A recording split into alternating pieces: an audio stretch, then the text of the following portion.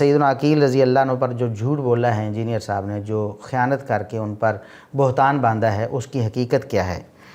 تو سب سے پہلے تو اہل بیت کے بارے میں یہ منفی تاثر انجینئر صاحب نے دیا۔ باتیں تو آپ نے سن لی ہیں کہ انہوں نے سیدنا عقیل رضی اللہ عنہ کے بارے میں کیا کیا کہا ہے۔ تو یہ ایسا منفی تاثر اہل بیت کے بارے میں دیا کہ نعوذ باللہ وہ مال کے لالچی تھے، وہ خیانت پر آمادہ کرتے تھے اپنے رشتہ داروں کو، نعوذ باللہ ثم نعوذ باللہ۔ اب وہ جو حدیث ہے، مرزا صاحب نے وہ حدیث جب پیش کی تو کہتے ہیں کہ آپ صلی اللہ علیہ وسلم سے پوچھا گیا کہ یہ بتائیے کہ حج کے بعد آپ مکہ شریف رہیں گے یا مدینہ شریف واپس آ جائیں گے؟ تو آپ صلی اللہ علیہ وسلم نے فرمایا عقیل نے ہماری جائیداد کوئی چھوڑی ہے مکے میں؟ سب کچھ ہی بیچ کے کھا گیا ہے۔ اس نے کوئی چیز چھوڑی ہو تو ہم مکہ میں رہیں، ہمارا تو مکان پورا بنو ہاشم کی جائیداد بیچ کے کھا گیا ہے عقیل بن ابی طالب۔ صحیح مسلم میں حدیث ہے کہ نبی صلی اللہ علیہ وآلہ وسلم سے پوچھا گیا کہ یہ حج کے بعد آپ مکہ شریف واپس جائیں گے یا رہیں گے یا مدینہ شریف واپس آ جائیں گے؟ تو آپ صلی اللہ علیہ وسلم نے فرمایا عقیل نے کوئی ہماری جائیداد چھوڑی ہے مکے میں؟ سب کچھ ہی بیچ کے کھا گیا۔ تو اس نے کچھ چیز چھوڑی ہو تو ہم مکے میں رہیں، ہمارا تو مکان پورا بنو ہاشم کے ساری جائیداد بیچ کے کھا گیا ہے عقیل ابن ابی طالب۔ اب یہ جو سارے الفاظ ہیں صحیح مسلم کا نام لے کر انجینئر صاحب نے بیان کیے ہیں، ہم انجینئر صاحب سے مطالبہ کرتے ہیں کہ آپ کے پاس ساری زندگی مہلت ہے، ساری زندگی آپ کو مہلت ہے، قیامت تک مہلت ہے۔ آپ یہ الفاظ صحیح مسلم سے پیش کریں۔ آپ نے صریحاً جھوٹ بولا ہے، بہتان باندھا ہے محمد الرسول اللہ صلی اللہ علیہ وسلم۔ کل قیامت کا دن ہوگا، محمد الرسول اللہ صلی اللہ علیہ وسلم کا بھی ہاتھ ہوگا آپ کے گریبان پہ۔ یہ کہ ایسی ہی بدبختی ہے کہ محمد الرسول اللہ صلی اللہ علیہ وسلم پر جھوٹ باندھنے سے باز نہیں آئے۔ من کذب علیہ متعمدا فلیتبوأ مقعدہ من النار۔ محمد الرسول اللہ صلی اللہ علیہ وسلم فرما گئے ہیں کہ جس نے میرے ذمے کوئی جھوٹی بات باندھی اس کا ٹھکانہ جہنم ہے۔ تو مرزا صاحب اللہ سے ڈر جائیں، ہم آج بھی آپ کو دعوت دیتے ہیں توبہ کر لیں، سر عام معافی مانگے کہ محمد الرسول اللہ صلی اللہ علیہ وسلم پر آپ نے بہتان باندھا کہ آپ نے فرمایا کہ اس نے کوئی چیز چھوڑی ہو تو ہم مکہ میں رہیں، ہمارا تو مکان پورا بنو ہاشم کی جائیداد بیچ کے کھا گیا ہے عقیل بن ابی طالب۔ یہ جو الفاظ ہیں کہ ہمارا مکان بھی کھا گیا ہے اور بنو ہاشم کی ساری جائیداد کھا گیا ہے عقیل بن ابی طالب، یہ الفاظ کہاں ہیں انجینئر صاحب؟ اور صحیح مسلم کی وہ حدیث آپ خود نکال کے پڑھیں، انجینئر صاحب سے بھی مطالبہ کریں ناظرین اور سامعین کہ بتاؤ بھی وہ الفاظ کہاں ہیں۔ اب وہ الفاظ ہم آپ کے سامنے یہاں رکھ دیتے ہیں۔ وہ الفاظ کیا ہیں؟ اب ان الفاظ کی بنا پر جن میں ایسی کوئی بات سرے سے ہے ہی نہیں، اپنی طرف سے جھوٹ باندھ کر، بہتان باندھ کر، اور کہتے ہیں کہ یہ میں نے آپ کو ہلکی سی جھلک کروائی ہے مینٹیلٹی کی، تھوڑی سی مینٹیلٹی بتائی ہے، میں کوئی گستاخی نہیں کر رہا۔ یہ جو مینٹیلٹی نعوذ باللہ جو انہوں نے ڈیولپ کی ہے اپنے دماغ میں سیدنا عقیل رضی اللہ عنہ کی، اور اپنے سامعین کے دماغ میں ڈیولپ کرنے کی کوشش کی ہے، یہ کس قدر خیانت پر مبنی ہے۔ صحیح مسلم کی حدیث کیا ہے؟ سیدنا اسامہ بن زید رضی اللہ عنہ بیان کرتے ہیں کہ انہوں نے رسول اللہ صلی اللہ علیہ وسلم سے پوچھا کہ اللہ کے رسول آپ مکہ میں اپنے گھر میں ٹھہریں گے؟ تو آپ صلی اللہ علیہ وسلم نے فرمایا کہ کیا عقیل رضی اللہ عنہ نے کیا ہمارا کوئی گھر چھوڑا ہے؟ ہمارے لیے کوئی گھر یہاں چھوڑا ہے مکہ میں کوئی؟ اچھا، آگے الفاظ جو تھے وہ سارے ہضم کر گئے انجینئر صاحب، کیونکہ انہیں پتہ تھا کہ میرا جھوٹ یہاں پکڑا جانا ہے اور میری اس خیانت اور میرے اس بہتان کا کچا چٹھا کل جانا ہے۔ الفاظ کیا تھے؟ وَقَانَ عَقِيلٌ وَارِثَ أَبَا طَالِبٍ هُوَ وَطَالِبٌ۔ اصل حقیقت یہ تھی کہ رسول اللہ صلی اللہ علیہ وسلم نے یہ کیوں فرمایا کہ عقیل نے ہمارے لیے کوئی گھر نہیں چھوڑا ہے۔ آپ نے یہ نہیں فرمایا کہ ہمارا کوئی مکان تھا یا بنو ہاشم کی جائیداد تھی جو عقیل بیچ کے کھا گیا ہے۔ آپ نے فرمایا کہ عقیل نے کوئی مکان ادھر چھوڑا ہی نہیں جس میں ہم رہیں۔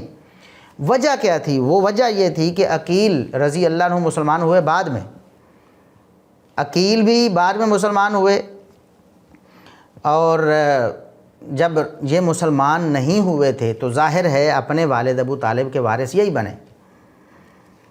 کیوں؟ رسول اللہ صلی اللہ علیہ وسلم نے خود فرمایا ہے، یہ حدیث صحیح بخاری میں بھی موجود ہے 4282 نمبر، 4282 نمبر پہ یہ حدیث اسامہ بن زید رضی اللہ عنہ کہتے ہیں کہ انہوں نے فتح والے سال رسول اللہ صلی اللہ علیہ وسلم سے یہ پوچھا کہ آپ کل کہاں رہیں گے؟ تو آپ صلی اللہ علیہ وسلم نے فرمایا کہ عقیل نے کوئی گھر چھوڑا ہی نہیں ہے۔ پھر آپ نے فرمایا لا یرث المؤمن الکافر ولا یرث الکافر المؤمنہ، کیوں؟ اس لیے کہ کوئی مومن کافر کا وارث نہیں بن سکتا اور کوئی کافر مومن کا وارث نہیں بن سکتا۔ یہ وجہ تھی جس وجہ سے ابو طالب کی جو جائیداد تھی وہ عقیل رضی اللہ عنہ کو ملی اور طالب کو ملی، جو دو بیٹے کافر تھے ان کو ملی، جو دو مسلمان تھے جعفر رضی اللہ عنہ اور علی رضی اللہ عنہ ان کو نہیں ملی، اور پھر محمد الرسول اللہ صلی اللہ علیہ وسلم کو بھی نہیں ملی۔ کیوں؟ اگر تو آپ صلی اللہ علیہ وسلم، اگرچہ ابو طالب ان کی وراثت اگر پہنچتی بھی، اگر وہ مسلمان بھی ہوتے تو محمد الرسول اللہ صلی اللہ علیہ وسلم کو کوئی حصہ وہاں نہیں ملنا تھا۔ ہاں، وراثت کے قوانین نازل ہونے سے پہلے، چونکہ آپ صلی اللہ علیہ وسلم کی کفالت ان کے ذمہ تھی، تو ہو سکتا تھا کہ وراثت کے قوانین سے پہلے آپ کو وہ گھر مل جاتا جس گھر میں آپ رہتے تھے، وہ گھر حقیقت میں ابو طالب کا تھا۔ لیکن جب احکامات میراث نازل ہو گئے تو اس کے بعد نبی کریم صلی اللہ علیہ وسلم کا کوئی حصہ وہاں نہیں تھا۔ تو حصہ کن کا تھا؟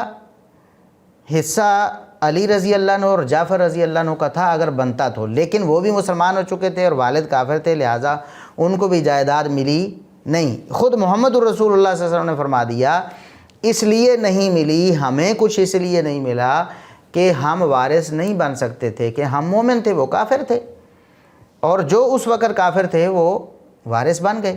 تو عقیل رضی اللہ عنہ اس وقت کافر تھے، مسلمان نہیں ہوئے تھے، تو وہ اپنے والد کے وارث بن گئے۔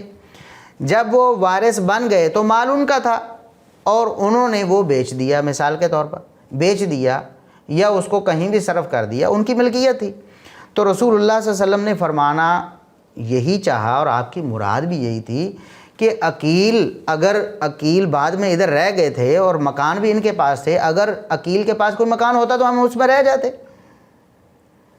بھی یہ ایسے ہی ہے جیسے ہم مثال کے طور پر اپنے کسی رشتہ دار کے پاس جائیں، کراچی میں ہمارا کوئی چچا رہتا ہے یا چچا کا بیٹا رہتا ہے اور وہاں ان کی جائیداد بھی تھی، لیکن چچا کے بیٹے نے وہ جائیداد ساری بیچ دی، اس کی تھی اس نے بیچ دی۔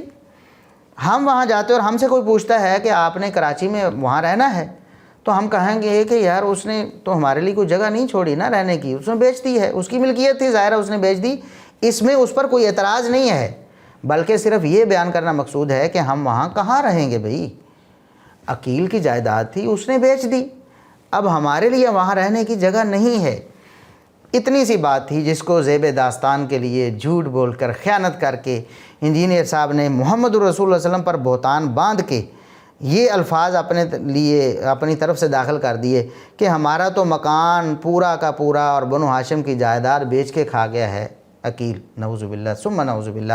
اور آپ ساری شروحات پڑھ جائیں، ساری شروحات، صحیح مسلم کی شروحات پڑھیں اور دیگر احادیث کی کتابوں جہاں یہ الفاظ آئے ہیں، صحیح بخاری میں بھی پڑھیں، فتح الباری بھی پڑھیں، اور آپ کو یہی بات معلوم ہوگی جو ہم نے بیان کی ہے۔ اس میں سیدنا عقیل رضی اللہ عنہ کی نہ تو کوئی مینٹلٹی بیان ہوئی ہے، نہ نعوذ باللہ ان کو بیچ کے کھا جانے والا کہا گیا ہے، نہ ان کو کسی کی جائیداد ہڑپ کرنے والا کہا گیا ہے۔ یہ سارا کا سارا بہتان انجینئر محمد علی مرزا نے لگایا ہے، اور لگایا نبی کریم صلی اللہ علیہ وسلم کے چچا زاد اور اہل بیت کے فرزند سیدنا عقیل رضی اللہ عنہ پر۔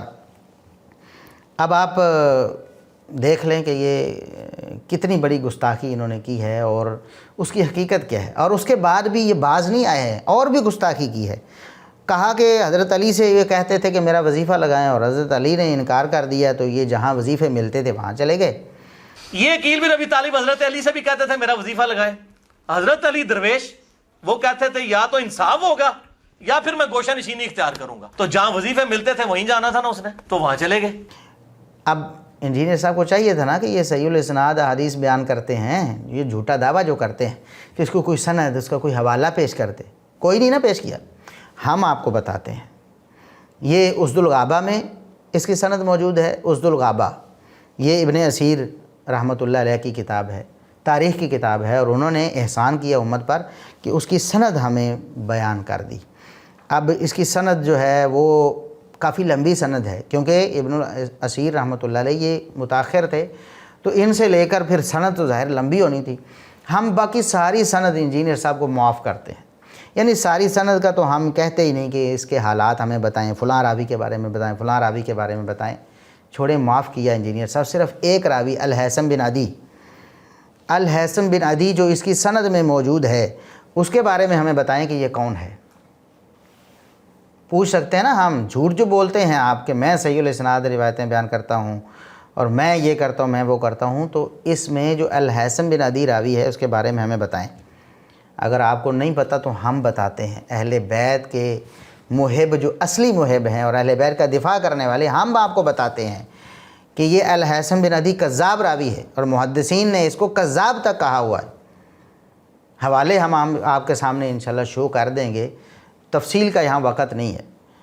ایسا کذاب اور غیر معتبر راوی، اس کا جھوٹ جو ہے وہ آپ نے سیدنا عقیل رضی اللہ عنہ کی طرف منسوب کیا، اور اس سے ان کی مینٹیلٹی جو ہے وہ شو کرنے کی کوشش کی، نعوذ باللہ۔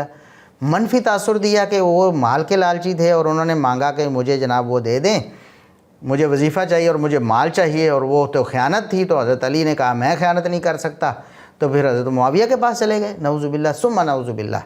یہ آپ کی حقیقت ہے انجینئر صاحب، یہ آپ کی حقیقت ہے، اور یہ آپ کی اہل بیت سے محبت کی جھلک، یہ آپ کی مینٹیلٹی اصل میں یہ ہے۔ سیدنا عقیل رضی اللہ عنہ کی مینٹیلٹی تو تھی ہی نہیں نا، وہ تو آپ نے جھوٹ بولا۔ یہ حقیقت میں آپ کی مینٹیلٹی لوگوں کے سامنے واضح ہوئی ہے کہ آپ اہل بیت کے بھی گستاخ ہیں، اور آپ دشمن ہیں اہل بیت کے، اور آپ اہل بیت کے خلاف بدزبانی کرتے ہیں، صرف صحابہ تک محدود نہیں ہے، اہل بیت کی بھی آپ توہین کرتے ہیں۔ یہ آپ کی مینٹیلٹی جو ہے وہ شو ہو گئی ہے۔ اور میں یہاں بھی بتاؤں کہ یہ جو کہتے ہیں تاریخ سے میں نے یہ پڑھا ہے اور تاریخ میں یہ لکھا ہے، تو تاریخ کی اسی کتاب میں اسی صفحے پر جہاں سے یہ جھوٹ آپ نے الہیثم بن عدی کا گھڑا ہوا آپ نے لوگوں کو پہنچایا ہے نا، وہاں سیدنا عقیل رضی اللہ عنہ کی فضیلت میں نبی کریم صلی اللہ علیہ وسلم کی ایک حدیث بھی روایت کی گئی ہے، تو آپ نے مرزا صاحب اسے ہضم کر لیا۔ آپ کو چاہیے تھا نا، اگر آپ اس تاریخ پر اعتماد کرتے تھے تو وہ فضیلت میں حدیث بھی بیان کرتے، اور اس کے بعد یہ بھی بکواس جو جھوٹ تھی وہ بھی بیان کر دیتے۔ چلو کم از کم اتنا تو سمجھتا کوئی بندہ کہ مرزا صاحب خائن نہیں ہیں، انہوں نے تاریخ کو شروع کیا، اور جو پہلے لکھا تھا وہ پہلے بتا دیا، جو بعد میں لکھا تھا بعد میں بتا دیا۔